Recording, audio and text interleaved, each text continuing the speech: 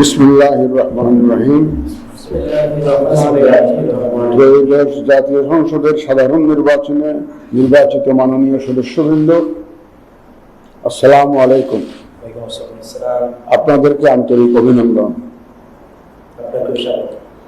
এখন আপনাদেরকে শপথ বাক্য পাঠ করানো হবে। আপনাদেরকে অনুগ্রহ করে দাঁড়িয়ে শপথ পাঠ করার জন্য অনুরোধ করছি। উল্লেখ্য যে আমি শব্দটি উচ্চারণের পর মাননীয় সংসদ সদস্যগণ ডট চিহ্নিত স্থানে নিজের নাম পাঠ করবেন। আমি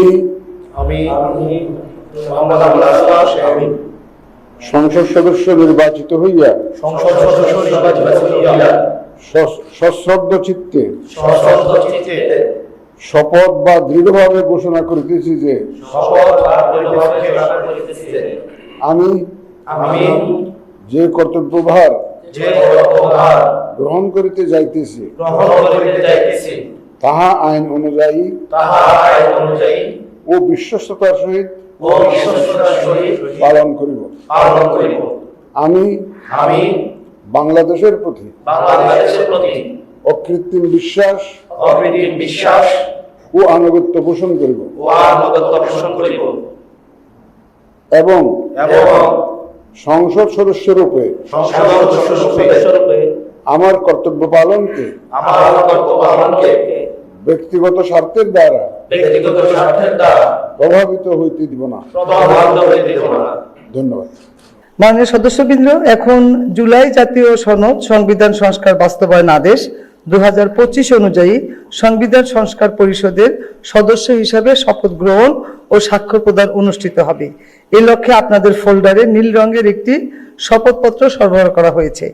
আমি এখন জুলাই জাতীয় সনদ সংবিধান সংস্কার বাস্তবায়ন আদেশ 2025 অনুচ্ছেদ 8 এবং তফসিল 1 অনুযায়ী শপথ পাঠ পরিচালনাকারী মাননীয় প্রধান নির্বাচন কমিশনার জনাব এএম নাসির উদ্দিনকে সংবিধান সংস্কার পরিষদ সদস্যগণকে শপথ পাঠ পরিচালনার জন্য বিনীত অনুরোধ করছি। বিসমিল্লাহির রহমানির রহিম। মাননীয় সদস্যবৃন্দ, এখন আপনাদেরকে সংবিধান সংস্কার পরিষদ সদস্য হিসাবে শপথ বাক্য পাঠ করানো হবে। আপনাদেরকে অনুগ্রহ করে দাঁড়িয়ে শপথ পাঠ করার জন্য অনুরোধ করছি। উল্লেখ্য যে আমি শব্দটি উচ্চারণের পর মাননীয় সংবিধান সংস্কার পরিষদের সদস্যগণ ডট চিহ্নিত স্থানে নিজের নাম পাঠ করবেন। আমি সংবিধান সংস্কার পরিষদ সদস্য হিসাবে সশ্রদ্ধ চিত্তে শপথ করিতেছি যে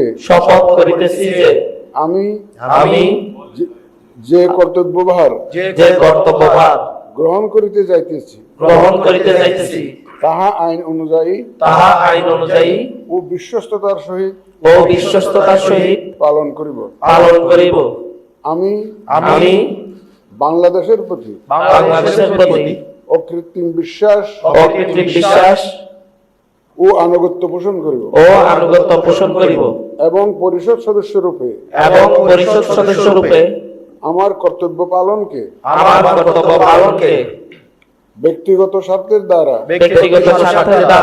প্রভাবিত হইতে দিব না। ধন্যবাদ।